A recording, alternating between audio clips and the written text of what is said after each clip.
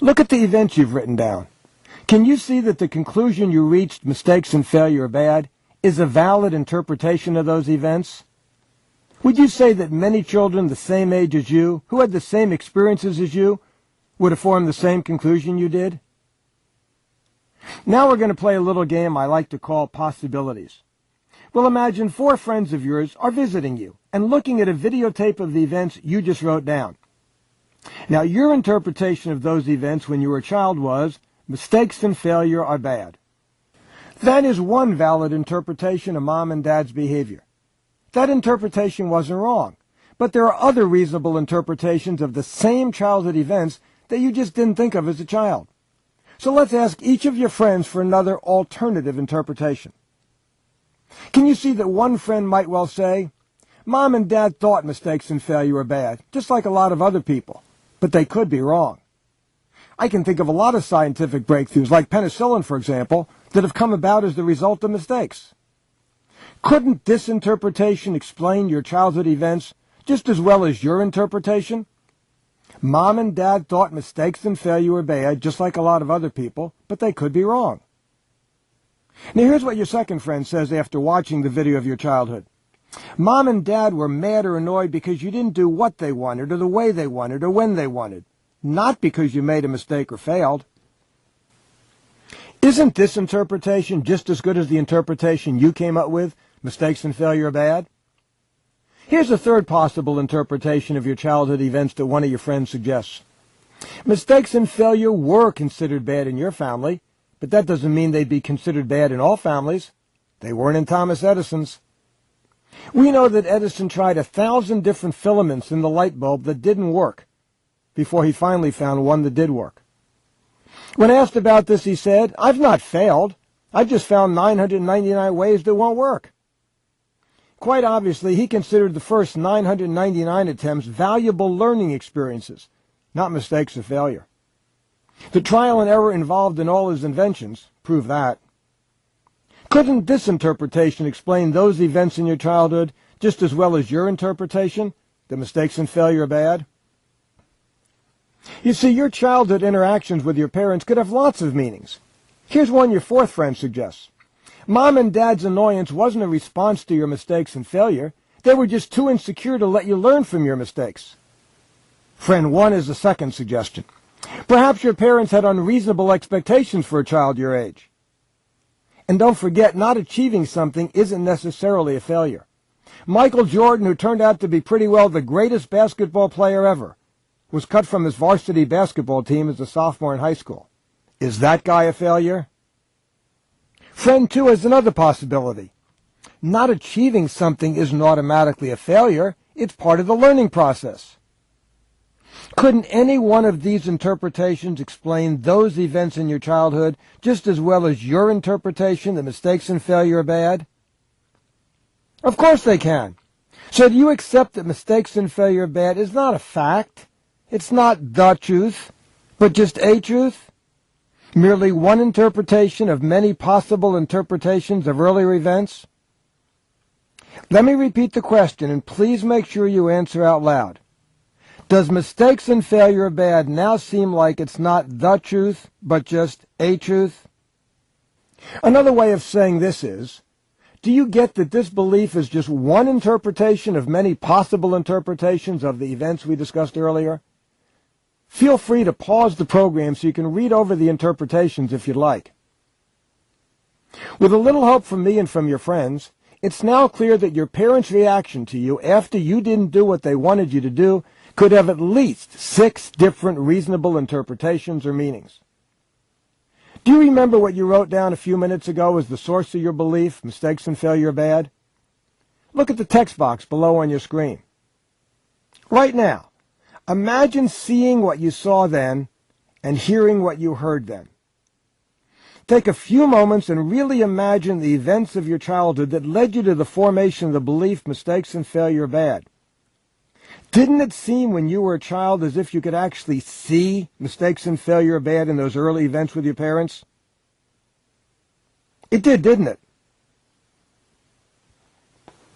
You may have the sense you didn't see the belief, you felt it. Once you formed the belief mistakes and failure are bad, you probably did feel it. I'll say more about the feeling in a minute, but what I'd like you to focus on now is not the feeling, but on my question. Didn't it seem as if you could see mistakes and failure are bad? As if it were out there in the world? Here's why we usually think we can see our beliefs. What happened was that you looked at events that could have had many different meanings and chose one, which was mistakes and failure are bad. By attributing that specific meaning to the events, each time you saw mom and dad's behavior, it was as if you could see that meaning in their behavior. But you didn't discover the meaning in the events. You attributed the meaning to the events. They had no meaning before you gave them one. Look at the lemon on the screen. Can you see the lemon without seeing the yellow? No. The color is inseparable from the actual object. You can't see one without seeing the other. Even imagining the lemon will cause you to imagine the color yellow. It's the same when you attribute a meaning to an event. Once you do, seeing the event is the same as seeing its meaning for you. Right now, imagine being a little child and seeing mom and dad's behavior and expression and hearing their words and tone of voice. As you imagine it, right now as a little child, doesn't it seem as if you can see mistakes and failure are bad? It does, doesn't it? But did you really see mistakes and failure are bad? Before you answer, here's what I mean by seeing something. You can see the computer you're using now, right? What color is it? What shape is it? Where is it? Isn't it true that anything you can see can be described by shape, color, and location? You answered yes out loud, didn't you? Well then, what did mistakes and failure are bad look like when you were a child? What color was it? What shape was it? Where was it? Did you ever really see mistakes and failure are bad? Can you even see bad? Yes, I know you saw mom and dad's behavior when they were annoyed with you, and you heard them criticize you. Anyone could have seen that. But you just realized that what you saw and heard could have many different meanings in addition to the one you gave the events, which was mistakes and failure are bad. You may respond, Mom and Dad said mistakes and failure are bad. I heard them say it. You may have heard them say it, but you never heard that it was true. One interpretation of their statement is they were right. Another interpretation is they are wrong. It's clear that anything you can see, like a person or an object, can be physically described. So if you can't physically describe what mistakes and failure are bad looks like, is it clear now that you never really saw it? Now, if you never really saw mistakes and failure are bad, what did you see? Imagine being a little kid again, and tell me what you're seeing right now. Is it clear that all you really saw was the reaction of one or both of your parents when you did something? In other words, all you really saw was a series of events? Right? I heard you say yes, didn't I? Remember what I pointed out a few minutes ago. What happened was that you looked at a series of events which can be interpreted in many different ways. You gave the events one meaning, which was mistakes and failure are bad. By attributing that specific meaning to the events, each time you saw Mom and Dad's behavior, it was as if you could see that in their behavior. But you didn't discover the meaning in the events, you attributed the meaning to the events. Can you get that they had no meaning before you gave them one? I'm going to make an important distinction between consequences and meaning. There clearly were consequences to your parents' behavior. You got yelled at or punished, or your parents didn't talk to you. That was an unpleasant consequence. But was there any meaning to their behavior? Let me explain what I mean by meaning. Imagine you're in a room and someone you know comes in and doesn't speak to you. What might you automatically think?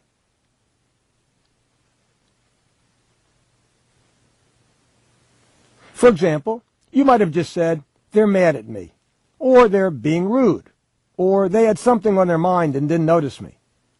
Notice, however, that what you just said is the meaning you gave to the event.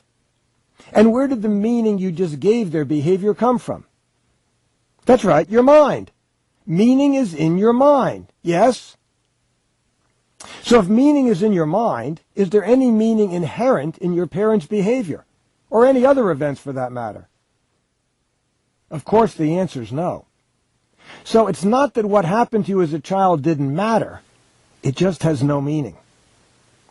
Is it real now that the events had no meaning until you attributed one to them? Here's another way to understand that events have no inherent meaning. When I say that, I'm saying that you don't know anything for sure about you, about other people, or about life as a result of these experiences. What do I know for sure about mistakes and failure from knowing how your parents treated you when you were a child? Nothing. And if I don't know anything, then you don't either. Now finally, if you never saw mistakes and failure are bad out there in the world, where has it been all these years? Did I hear you say that mistakes and failure are bad has only existed in your mind, that you never did see it out there in the world? That's right. Now, if the belief is more real to you as a feeling than as a concept, if it seems as if your parents' words and behavior didn't lead you to see your belief, but rather to feel your belief, here's another way to look at it. Didn't it seem as if your parents' behavior when you were a child made you feel that mistakes and failure are bad? It did, didn't it? I'd like to suggest, however, that their behavior couldn't have made you feel mistakes and failure are bad, because as you just acknowledged, the events had no meaning. And meaningless events can't make you feel anything, can they? Let's use an analogy to make this totally clear. If you're sitting in your room reading a book or watching TV with no intention of going out, and it starts raining, what do you feel about the rain? Answer out loud, please. Probably nothing. The rain is not causing you to feel anything. Now imagine you're a farmer whose crops haven't had water for weeks and are now being saved by the rain. In this situation, how does the rain make you feel? It seems as if the rain makes you feel good.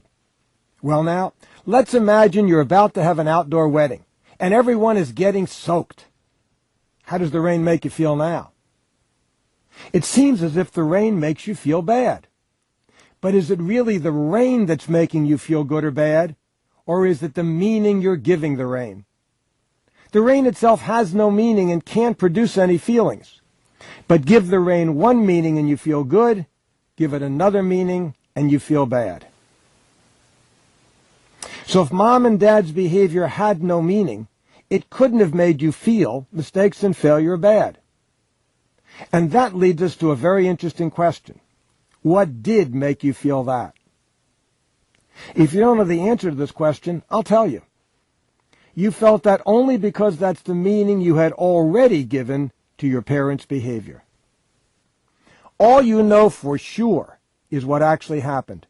Your mom and dad sounded angry or annoyed and perhaps punished you when you didn't do what they wanted you to do when they wanted you to do it. Let me help you make this real. Imagine that I had been there when you were a little child and had shown you the alternative interpretations for your parents' behavior. And after that conversation you concluded, my parents have unreasonable expectations of me. Their annoyance has nothing to do with whether mistakes and failure are bad or not. Now imagine being a little kid, and that after this conversation, mom and dad get annoyed at something you did or didn't do. Notice how it feels to be a child who's thinking, my parents have unreasonable expectations of me. That's why they're annoyed, not because mistakes and failure are bad. You can use the pause button below to pause the video while you make this childhood scenario more real for yourself. When you're done imagining, press the play button. As you imagine this scene, giving it this other meaning, does it still feel as if your parents' behavior and their comments are making you feel that mistakes and failure are bad? Probably not. And if you didn't feel mistakes and failure are bad then, would you feel it now? Again, you've probably just answered no, out loud. So mom and dad's behavior never caused you to feel mistakes and failure are bad. That feeling came from your interpretation of their behavior.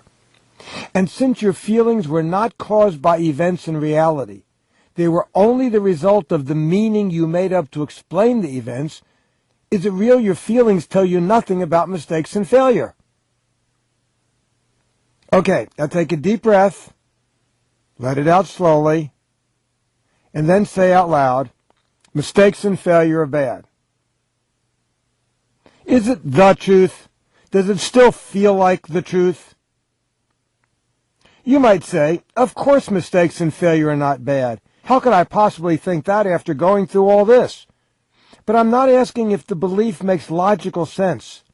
I'm asking you to look at the statement in the same way you did when you started working on this belief.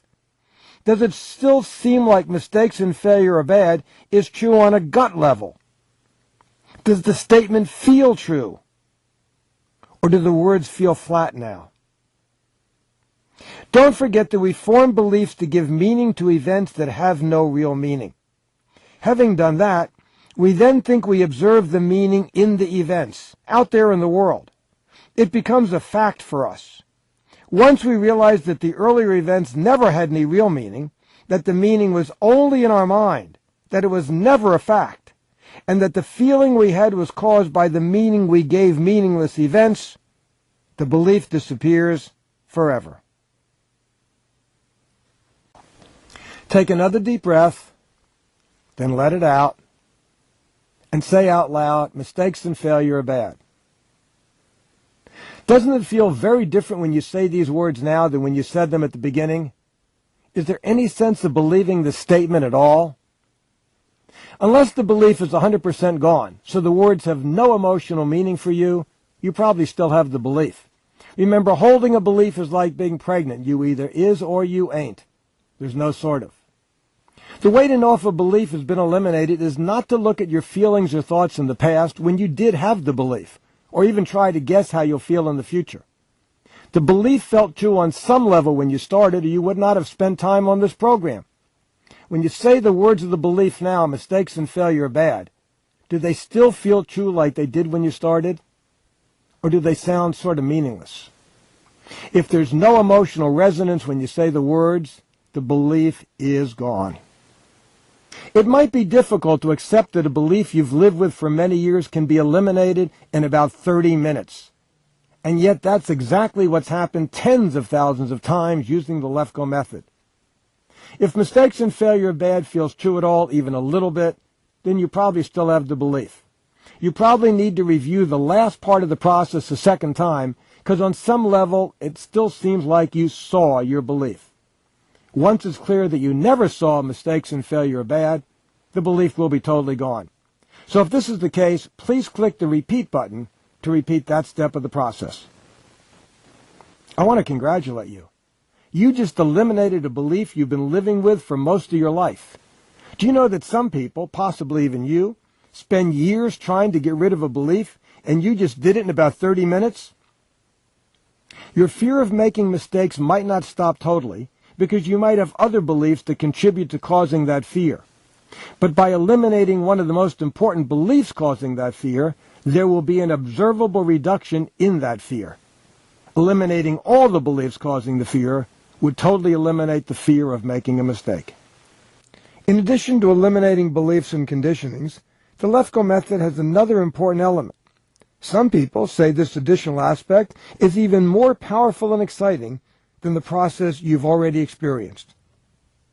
This process, which I call Who Am I Really, requires you to have eliminated at least one belief before it'll work, which is why this short program comes right after you eliminated a belief.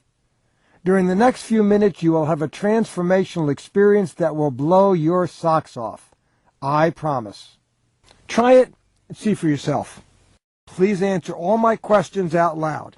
Even though it might seem a little strange talking to someone whose voice is coming from your computer and who can't hear you, I'm sure you're used to it by now. It's important that you make each step real to yourself, and when you answer out loud, that's the best way to do it. Okay? I'd like you to imagine that as a child you had me, friendly Uncle Morty, living across the street from you. Every day before dinner you came to visit me and tell me about your life, the good and the bad. You told me about your interactions with your parents, much like you've imagined when you thought about the childhood events that led to your beliefs. Imagine further that as you formed each belief, you also told me about it. So one day when you were about 4 or 5 years old, you came to my house and told me you had concluded, mistakes and failure are bad, or I'm not good enough. Because I knew all about how beliefs start, I'd have told you that your conclusions were very reasonable given the events in your home. I'd have assured you that almost any child your age, having the same experiences, probably would have concluded the same thing. But what if I then helped you, as a little child, find alternative interpretations for your parents' behavior? Do you think you'd ever have formed the beliefs you did? You might have walked out of my house with very different beliefs like, Mom and Dad are critical sometimes because they think that's a good way to teach me, or my behavior may not always be the best, but that doesn't mean I'm not good enough as a person. Is it real that if your wise Uncle Morty had helped you find these alternative meanings for your parents' behavior when you were a child, you never would have formed the beliefs you did? And if you had had different beliefs, your life would have been different, wouldn't it? So based on what I just said and on the work you've done on this computer program, can you acknowledge now that you create your beliefs? Please say out loud, I create my beliefs. Can you acknowledge that your beliefs determine your life? In other words, that your beliefs determine how you behave and how you feel. Please say out loud, my beliefs determine my life. Doesn't it follow then that if you create the beliefs that determine your life, that you ultimately are the creator of your life? It's not that you directly cause how you behave and feel. It's that you create the beliefs that determine how you behave and feel. Please realize that by referring to yourself as a creator, you do not deny the existence of God or a higher power, or assume yourself to be some supernatural creature. In a very specific sense, the meanings you give to meaningless events are the beliefs about yourself and life that ultimately determine what you do and feel. In that sense, and only in that sense, do you determine your life. And that's the best news I'll give you all day. If it were the actual events in your childhood that determined your life, you'd be in big trouble, because you'd never be able to change what happened. But because it's the beliefs about those events that determine your behavior and feelings today, you can change the rest of your life by simply eliminating the beliefs. Please say the following words out loud. I create my beliefs determine what I do and feel, therefore I create my life, and I can change it.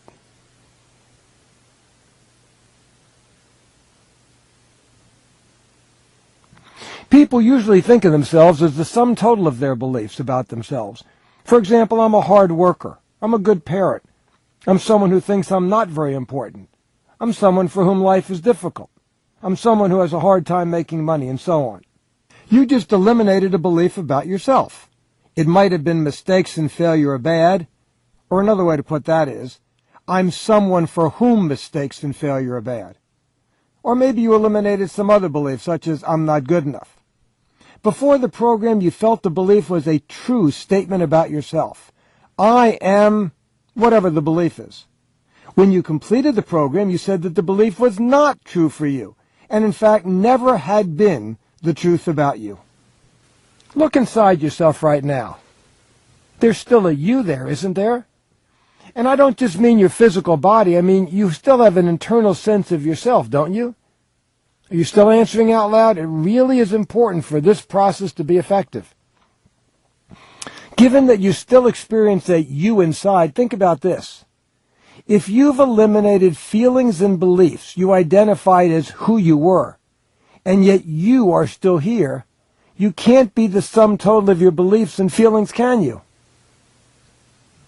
Yeah, so you could use the Lefkoe method to eliminate every single one of the beliefs you think are true about yourself, and you still wouldn't eliminate a sense of yourself. Or there's another way to look at it. If you can get rid of who you think you are and still maintain your identity, then you can't be who you think you are. You can't be your beliefs and feelings. You have to be something else. So think about who you really are. I'll give you a clue. How did the beliefs get into your head? In other words, how did meaningless events produce meaning in you? Can you see that there had to be an interpreter of mom and dad's behavior before there was an interpretation? There had to be an I who originated the belief before a belief existed. That I is who you really are. And that makes you the creator of your life and not what you created. Is it real to you now that you're the belief creator and not merely the creation, which is the sum total of your beliefs? You're not your beliefs, you're the creator of your beliefs. You're not your life, you're the creator of your life. You created the game. Here's a simple analogy that might make this point even more clear. Imagine that who you really are is a sculptor, and when your physical body is born, it's an unformed mass of clay. As the sculptor, you look at your model, which in the beginning is your parents' behavior, and you then start sculpting the clay. You put a little "I'm not good enough," some mistakes and failure are bad, and so forth and so on. And when you complete the sculpture, do you know what happens? You forget you're the sculptor, and you live the rest of your life as if you're the piece of sculpture. Pretty deep, eh? I suspect you know right now that you're the creator of your life in a very profound way. At the moment you saw there had to be an I who existed before the beliefs, who actually created the beliefs, you transformed yourself from the creation into the creator. And I think you now know that in a very special way. You see, there are three radically different ways to know something. First, cognitively, by understanding it. Second, experientially, by experiencing it. And third, by distinguishing or creating it. We're familiar with and are accustomed to talking about the first two ways of knowing something. For example, you can describe a great meal you've had. You can describe the ingredients, how it was cooked, what it tasted like, how it smelled, how you felt while eating it, and more. You can even show me pictures of the food. I can understand the meal after you describe it to me in detail. I can even want to eat it, because by understanding your meal, it makes me feel as if I would enjoy it. But you know that meal in a way I don't, because you've had the experience of eating it. You've actually tasted it. Experience isn't a better way to know something, it's just a different way.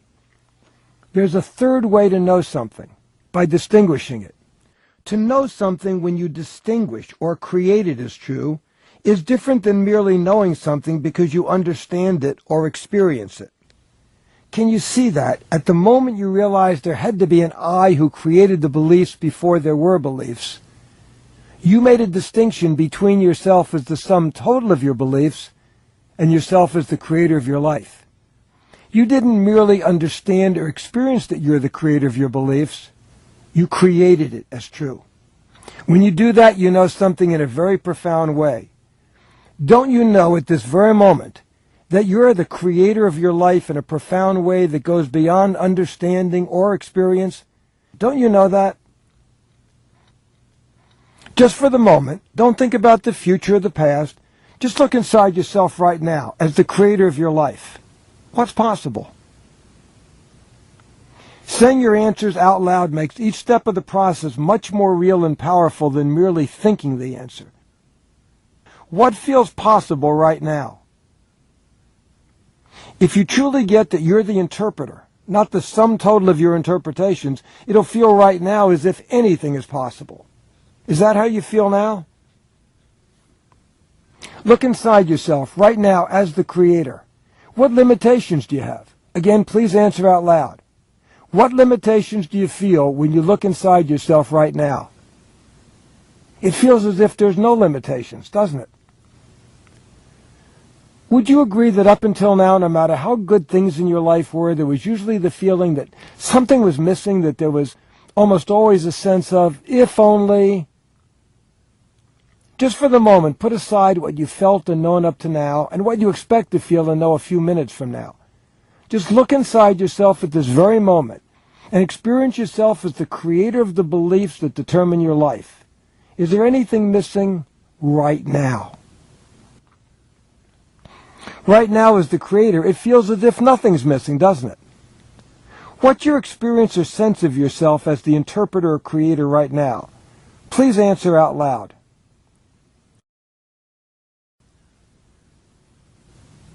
In the course of tens of thousands of sessions, people have described the experience as powerful, serene, calm, peaceful, whole, complete, satisfied, empowered, there being nothing missing, no limitations, and unlimited possibilities. By being a full participant in the Lefkoe method and allowing me to guide you through this process, you've created a state of consciousness in which you experience yourself as the creator of your beliefs and therefore of your life. You've been in a state of consciousness in which you experience nothing is missing and anything is possible. And when you make it real for yourself that who you really are is consciousness, which is just another way of saying the creator of your life, you'll no longer be at the effect of whatever had been upsetting you. You'll experience a distance between yourself, with a capital S, and any disturbing thoughts or feelings you may have. It feels like yourself is observing the creation having upsetting thoughts and feelings. They're still there, but in this state, they won't run you. Try using this exercise and let me know how you like being able to transform the quality of your life at will. If you need help getting into the Who Am I Really space, just return to this program whenever you want and spend about 8 minutes distinguishing yourself as the creator of your life. Using the Lefkoe method enables you to achieve 2 important results. First, you can change your creation by changing the beliefs that make up the creation. The creation, which is the sum total of your beliefs, will be different, so your thoughts, feelings, and behavior will change naturally without any effort. There's nothing more you have to do. When you eliminate all the beliefs that cause a given problem, the problem itself will disappear. Second, the Who Am I Really process you just did enables you to distinguish yourself as the creator of the creation. In that space, you discover who you really are and transcend the creation altogether.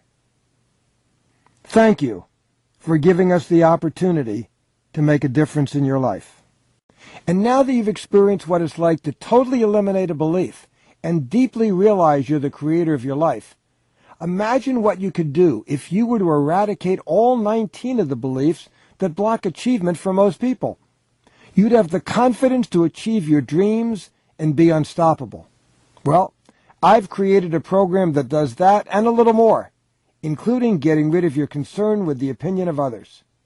Just click on Discover More below, or wait for this video to finish, and you'll be whisked away to another page where I tell you about everything I have in store for you.